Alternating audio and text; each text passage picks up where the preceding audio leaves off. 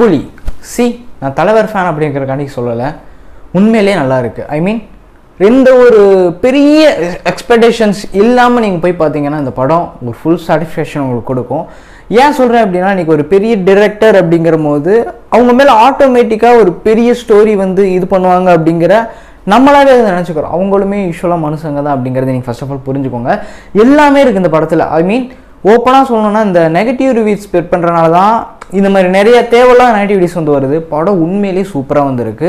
இப்போ எல்லாருமே பெரிய ஸ்க்ரீனில் பார்க்கணும். ஐ மீன் இந்த படத்தோட ஸ்டோரி நீங்கள் எடுத்து பார்த்தீங்க அப்படின்னா ஸ்டார்டிங்லேருந்து இன்னைக்கு வரைக்கும் கிட்டத்தட்ட ஒரு 2 வருஷம், ஐ மீன் லியோ வந்துச்சு அவருக்கு, அதுக்கப்புறம் கூலி, இந்த 2 வருஷம் கேப்பில் இவ்வளோ ஒர்க் பண்ணி எடுத்த படம் தான் இந்த கூலி அப்படிங்கிறது. அண்ட் இதில் உங்களுக்கு எல்லாமே இருக்கும். எமோஷன் வேணுமா, ஃபைட் வேணுமா, உங்கள் தலைவர் இப்படியெல்லாம் நீங்கள் பார்த்துருக்கவே மாட்டீங்க எந்த படத்திலும். அதாவது ஃபைட்டு சும்மா அப்படி இப்படி நடிச்சு பார்த்துருக்கலாம், நிறையா மாசான சீக்வன்ஸ் இருந்தாலும் இந்த கூலியில் இருக்கிற ஃபைட் சீக்வன்ஸ் வந்து எந்த படத்துலையுமே பார்த்துருக்க மாட்டீங்க. அப்படிப்பட்ட ஒரு சீக்வன்ஸாக வந்திருக்கும். இந்த படத்தோட ஸ்டோரி என்ன, அதாவது இது எதை நோக்கி மூவ் ஆகுது, இந்த நெகட்டிவிட்டிஸ் ரிவ்யூஸ் எல்லாம் ஸ்ப்ரெட் பண்ணுறவங்களுக்கு ஒரே ஒரு விஷயம் நான் சொல்கிறேன், தயவு செஞ்சு இந்த மாதிரி விஷயங்கள் நீங்கள் எடுத்து போடாதீங்க. ஏன்னா ஒரு நல்ல படமுமே உங்களால் ஓடாமல் போகிறதுக்கான அதிக சான்ஸ் வந்து இப்போ வந்து இருந்துகிட்ருக்கு. ஏன்னால் படம் உண்மையிலேயே நல்லா தான் வந்துருக்கு, நல்லா இல்லை, அதாவது ரொம்ப ஓஹோன்னு நான் சொல்ல மாட்டேன், ரொம்ப கீழே இருக்குது அப்படின்னு சொல்லலாம். பார்க்கலாம், சூப்பராக இருக்குது, நல்லா இருக்குது. ஒரு ஃபேமிலி என்டர்டெய்னர் அண்ட் ஒரு ஃப்ரெண்ட்ஸ் என்டர்டெய்னர், ஒரு கேங்ஸ்டர் எல்லாமே வந்திருக்கும் இந்த படத்தில். எல்லாருமே அந்த கண்டிப்பாக பார்க்க வேண்டிய படம். இந்த படத்தோட ஸ்டோரி என்ன அப்படிங்கிறத பற்றி இன்றைக்கி இந்த வீடியோக்குள்ளே டீட்டெயில் எக்ஸ்பிளைன் உள்ள வந்து பார்க்க போகிறோம். ஹாய், ஹலைம் கௌதம் அண்ட் ஜி ஹச்.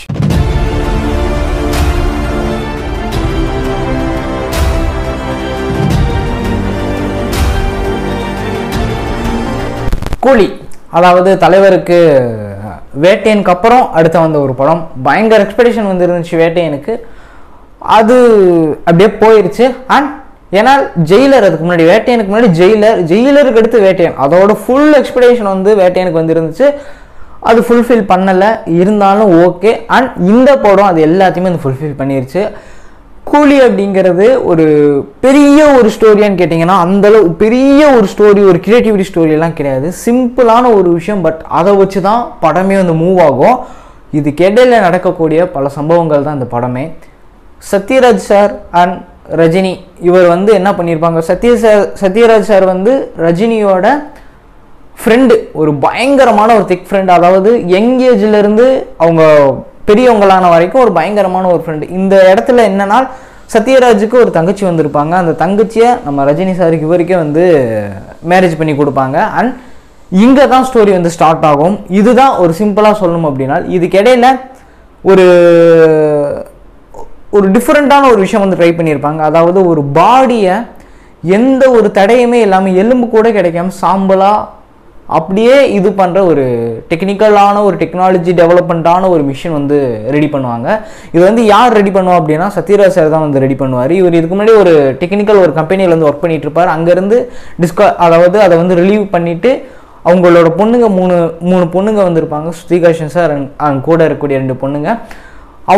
அவங்க மெடிக்கலுக்கு படிக்கணும் அப்படிங்கிறதுக்காண்டி அண்ட் மோர் தென் எக்ஸ்பென்சஸ் அதிகமாக செலவாகுது, அதாவது இந்த வேலையில இருந்தால் நமக்கு இது வந்து இவ்வளோ காசு நம்மளால் எடுக்க முடியாதுன்னு சொல்லி அங்கேருந்து இருக்கிற வேலையிலேருந்து விட்டுட்டு வந்து இவர் வந்து புதுசாக ஒரு மிஷின் வந்து கண்டுபிடிச்சி இது கவர்மெண்ட்லேயே வந்து கொண்டு போய் காமிக்கிறாரு. இது வந்து இட்ஸ் வெரி டேஞ்சரஸ். அதாவது ஒரு நல்லவங்க கையில் கிடச்சிச்சுன்னா ஓகே, இதுவே ஒரு தப்பாக நினைக்கக்கூடிய உங்கள் கையில் கிடச்சிச்சு அப்படின்னா இது பயங்கரமான ஒரு கிரிட்டிக்கலான ஒரு இதுவாக போய் முடிஞ்சிடும்னு சொல்லி அதை வந்து பேன் பண்ணிடுவாங்க.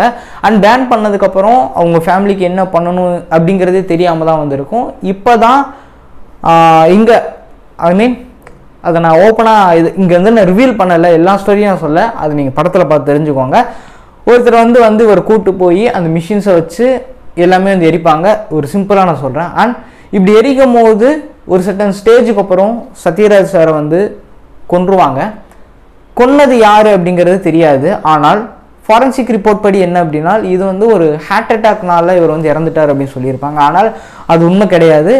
அடித்து அவரோட ஹார்ட்டில் இந்த இடத்துல வந்து ஃபோர்ஸ் கொடுத்து அடித்து கொன்றுப்பாங்க. அண்ட் இது வந்து ரஜினி சாருக்கு வந்து அவருக்கு வந்து தெரிய வரும். அதுக்கப்புறம் இவரை யார் கொன்னது அப்படிங்கிறது தான் இவர் யார் கொன்னாங்க, கொன்னவங்களை யார் அப்படிங்கிறத கண்டுபிடிக்கிறதா அந்த ஒரு ஹோல் ஸ்டோரியாகவே வந்திருக்கும்.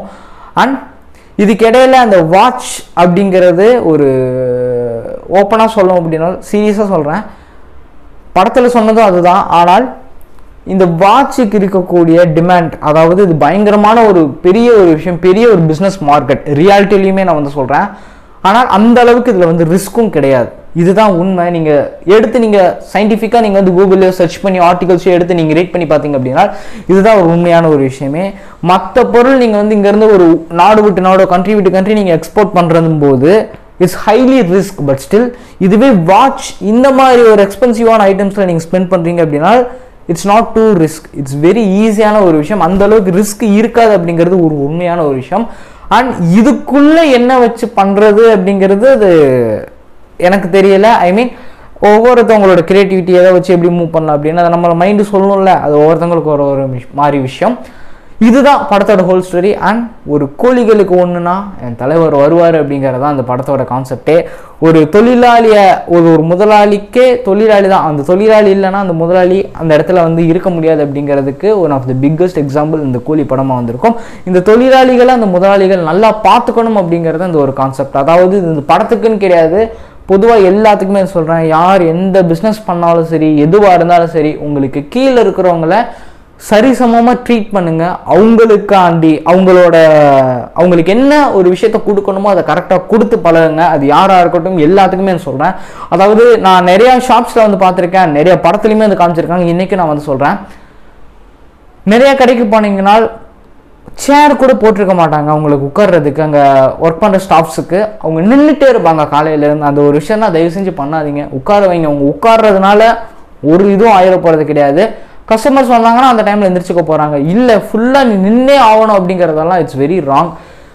இது வந்து உள்ளே இருக்கிற இன்னைக்கு அது வந்து உங்களுக்கு வேறு மாதிரி தெரியலாம், ஆனால் மேலே இருக்கிறவர் பார்த்துட்டு தான் வந்திருப்பார். அது என்னைக்கா இருந்தாலும் நீ மேலே வாட, நான் உன்னை பார்த்துக்கிறேன் அப்படின்னு சொல்லி அவர் உங்களுக்கு வந்து செய்வார் அப்படிங்கிறத நல்லா தெரிஞ்சுக்கோங்க. அதாவது நான் பொதுவாக ஒருத்தரையும் 2 பேரும் மீன் பண்ணல, எல்லாத்தையும் தான் நான் சொல்கிறேன். ஏன்னா நான் பார்த்த நிறைய இடத்துல இதுதான் ஒரு விஷயமே. ரொம்ப ரொம்ப ஒரு நான் 100 கடையை பார்த்துருக்கேன்னா அதில் வந்து ஒரு 5 கடையோ ஒரு 10 கடையோ தான் இந்த மாதிரி ஸ்டாஃப்ஸுக்கும் ஷேர் போட்டு வந்து வச்சுருப்பாங்க. அது தயவு செஞ்சு எல்லாருமே அது எல்லாத்தையுமே பண்ணுங்க, அவங்கள மட்டும் சொல்லாதீங்க. அண்ட் சேம் கான்செப்ட் தான் கூலி அப்படிங்கிறதும் தொழிலாளிகளுக்கு ஒன்றுனா இந்த கூலி வருவான் அப்படிங்கிறது தான் தலைவரோட கான்செப்ட். படத்தில் நிறையா ட்விஸ்ட்டு வந்துருக்கு, சீரியஸாக சொல்கிறேன். அண்ட் நீங்கள் பார்க்காத பல ஃப்ளாஷ்பேக்ஸ் நீங்கள் வந்து பார்ப்பீங்க. அது நீங்கள் படத்தில் பார்த்து ஒரு பிக் ஸ்க்ரீனில் ஒரு குட் சரௌண்ட் சிஸ்டம் இருக்கிற ஒரு தேட்டரில் நீங்கள் விசிட் பண்ணி பார்த்தீங்க அப்படின்னா it's one of the most highly good experience உங்களுக்கு வந்து கிடைக்கும். ஏன்னால் பாட்டு அந்த மாதிரி வந்திருக்கும், சாங்ஸாக இருக்கட்டும், மோனிகா சாங்ஸாக இருக்கட்டும், சிக்கடி சிக்கடாக இருக்கட்டும், வாட் எவர் எல்லா சாங்ஸுமே அடி அடி அடி அடி நடிக்கும். ஒரு டால்பி சரௌண்ட் சவுண்டிங் சிஸ்டம் இருக்கக்கூடிய ஒரு தேட்ரிக்கலில் நீங்கள் பார்க்குறீங்க அப்படிங்கிற போது இட்ஸ் பயங்கரமான ஒரு குட் எக்ஸ்பீரியன்ஸ் வந்து உங்களுக்கு கிடைக்கும். இப்படிப்பட்ட ஒரு எக்ஸ்பீரியன்ஸ் திருப்பி கிடைக்குமா அப்படின்னு கேட்டிங்கன்னா கிடைக்காது. அப்படிப்பட்ட ஒரு எக்ஸ்பீரியன்ஸ் வந்து கிடைக்கும். அதுவும் தலைவரை அவ்வளோ பெரிய ஒரு ஸ்க்ரீனில் ரிவீல் பண்ணி பார்க்கும்போது இட்ஸ் எ குட் எக்ஸ்பீரியன்ஸ். போய் எல்லாருமே மஸ்ட் தேட்டர்ஸ்கல்ஸில் வாட்ச் பண்ணி பாருங்கள். இந்த நெகட்டிவிட்டி ரிவ்யூஸை பார்த்துட்டு தயவு செஞ்சு படத்துக்கெல்லாம் போகாமல் இருக்காதிங்க. என்னடா ப்ரொமோஷன் பண்ணுறீங்க, நான் ப்ரொமோஷன்லாம் பண்ணேன், உண்மையிலே படம் நல்லா இருக்குது. இந்த அதாவது எப்படி சொல்கிறதுனா சும்மா வரணும் வந்து பார்க்கணும் அப்படிங்கிறதுக்காண்டி வரானுங்க, அவனுங்க தான் அந்த நெகட்டிவ் ரிவ்யூ ஸ்ப்ரெட் பண்ணுறது. நான் வந்து ஓப்பனாக சொல்லிட்டேன், படம் ரொம்ப நல்லா இருக்குது அப்படின்னு நான் சொல்லலை. அதேமாதிரி ரொம்ப கீழே இருக்குது அப்படின்னு, சூப்பராக இருக்குது, நார்மலாக இருக்குது, ஆவரேஜாக இருக்குது படம். எல்லாருமே பார்க்கலாம், ஃபேமிலி எல்லாருமே அதை பார்க்கலாம். அப்படிப்பட்ட ஒரு படம் தான். ஏ சர்டிஃபிகேட் அப்படிங்கிறது ஓகே, பட் ஸ்டில் பிளட்டு இருக்கிறனால தான் அந்த படத்துக்கு ஏ சர்டிஃபிகேட் கொடுத்துருக்காங்களே தவிர எந்த ஒரு செக்ஷுவல் சீன்ஸோ அந்த மாதிரி எல்லாம் எதுவுமே கிடையாது.